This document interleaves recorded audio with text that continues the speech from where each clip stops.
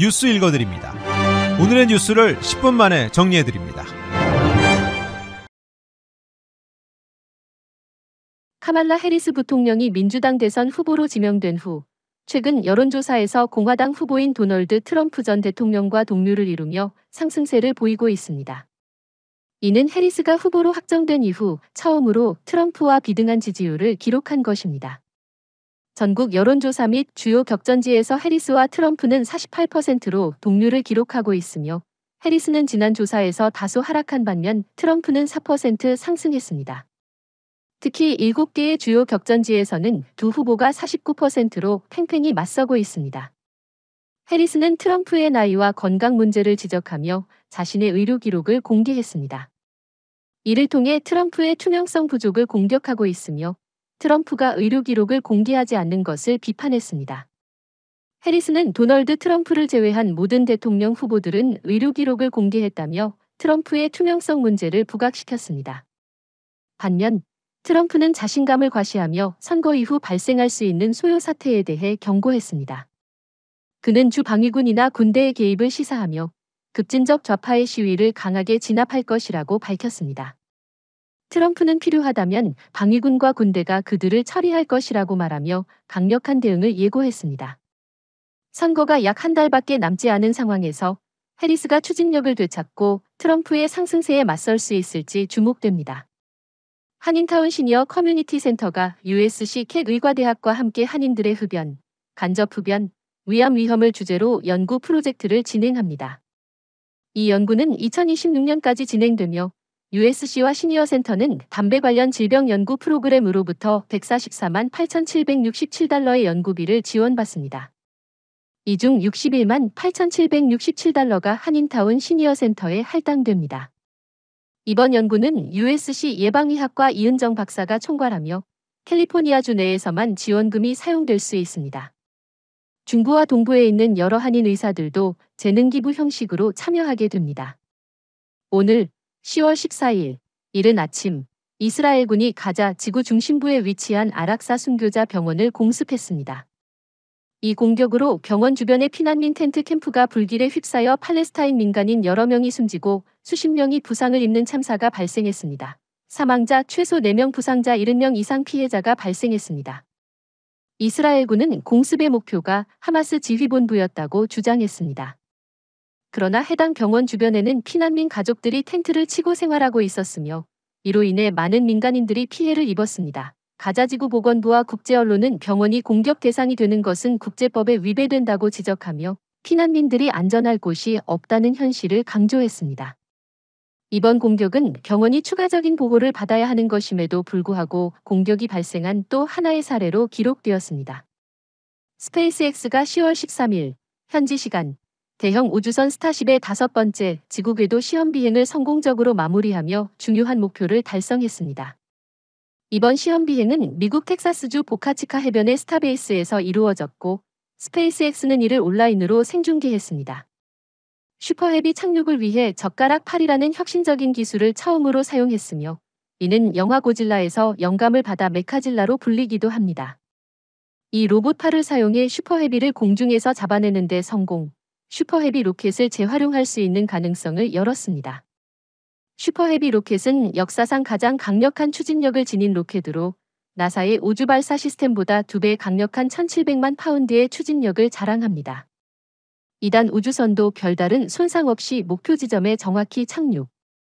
스페이스X는 이후 2단 우주선까지 완벽히 회수해 재사용하는 단계로 발전할 계획입니다. 일론 머스크는 비행 후 옛 트위터의 스타쉽이 정확한 목표 지점에 착륙했다며 2가지 목표 중 2번째 목표가 달성되었다고 언급했습니다. 또한 그는 이를 인류가 여러 행성에서 살 수 있게 하기 위한 큰 발걸음이라고 평가했습니다. 한국 뉴스입니다.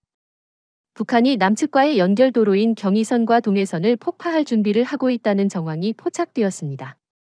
이는 지난 9일 북한이 남북 간 통로를 차단하고 요새화 조치를 취하겠다고 발표한 지 닷새 만에 벌어진 일입니다. 북한은 최근 평양 무인기 침투 사건을 계기로 전방 포병부대의 완전 사격 준비 태세를 지시하며 대남 적개심을 노골적으로 드러내고 있습니다. 경의선과 동해선 연결도로에 가림막을 설치하고 폭파 준비 작업을 진행 중인 것이 식별되었습니다. 우주발사체 발사, 도로 폭파, 서해 북방 한계선 포격 등 북한은 전날 240mm 방사포를 보유한 8개 포병여단을 사격대기 태세로 전환시켰으며 이는 수도권을 겨냥한 도발의 가능성이 있습니다. 우리 군은 이에 대응해 감시 경계와 활력 대기 태세를 강화하고 선조치 후 보고 원칙에 따라 강력히 대응할 준비를 하고 있습니다. 합동참모본부와 지상군작전사령부는 긴급지휘관 회의를 열고 대북정찰 활동을 강화했습니다. 전문가들은 북한이 무인기 침투 사건을 계기로 대남적대 행위를 강화하면서 대내 결속을 다지는 것으로 보고 있습니다. 북한의 김여정 부부장은 사흘 연속 담화를 통해 대한민국 군을 비난하며 남측과 미국을 동시에 비판하고 있습니다. 이는 평양 무인기 사건으로 인한 북한의 방어체계 불안감과 체제 단속 필요성을 반영한 것입니다. 군 관계자는 북한의 공개 보도에 대해 의도와 목적이 있을 것이라며 무인기 침투 주체에 대해서는 긍정도 부정도 하지 않는 노코멘트 입장을 유지하고 있습니다. 명태균 씨가 윤석열 대통령 부부와 여권 유력 정치인들과 긴밀한 관계를 맺고 있었다고 주장하며 연일 언론 인터뷰에서 다양한 발언을 쏟아내고 있습니다. 그는 자신이 대선 경선이나 당대표 선거에서 중요한 역할을 했으며 윤석열 대통령 부부와 매일 통화했다고 주장하고 있습니다. 그러나 이 주장은 대통령실의 해명과는 상반되며 그가 스스로의 역할을 과장하고 있다는 지적도 나오고 있습니다. 2021년 6월부터 윤 대통령 부부와 연결되었고 매일 통화했다고 말했습니다. 대통령 부부가 그에게 입각 제의를 했으며 대통령직 인수위원회 때도 내정자 면접을 보라고 부탁했다고 주장했습니다. 오세훈 시장과 이준석 대표를 만들었고 김종인과 홍준표의 화해 자리도 자신이 마련했다고 밝혔습니다. 박상병 정치평론가는 명 씨가 검찰 수사에 대한 압박으로 자신을 방어하려는 의도가 있다고 해석했습니다. 신윤영 지대 교수는 그의 발언이 의혹을 희석시키기는 어려울 것이라고 평가했습니다. 그는 자신이 미래한국연구소와 상관없다고 하면서도 다른 부분에서는 연구소와 관련된 전략을 짰다고 주장하며 앞뒤가 맞지 않는 발언을 하고 있습니다. 황태승 평론가는 명 씨가 전형적인 정치 브로커의 행태를 보이며 그의 주장은 신빙성이 부족하다고 말했습니다. 더불어민주당은 명 씨의 발언을 적극적으로 활용하며 김민석 최고위원은 이를 건임 후와 연결지어 강하게 비판했습니다. 명 씨의 발언은 의혹을 더 키우고 있으며 정치권에서는 그가 역할을 과장하고 있다는 해석이 우세합니다.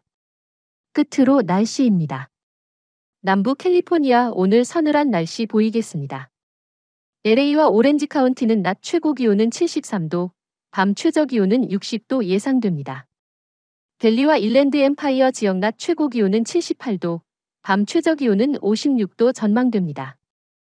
해안가 지역은 낮 최고 기온 70도, 밤 최저 기온 61도 예상됩니다.